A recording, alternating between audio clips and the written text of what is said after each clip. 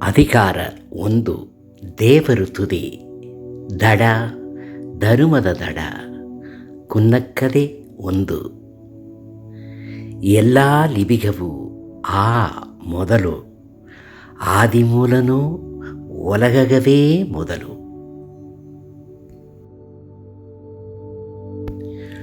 ಅರ್ಥ: ಎಲ್ಲ ಭಾಷೆಗೂ ಆ ಎಂಬ ಲಿಪಿಯೇ ಮೊದಲಾವದ ಬಂದರ, ಅದು ಮಾಕೆ ಒಲಗಗವೇ ಮೊದಲಾವದ ಇಬ್ಬದು ಆದಿಮೂಲನಾದ ದೇವರುತ್ತ.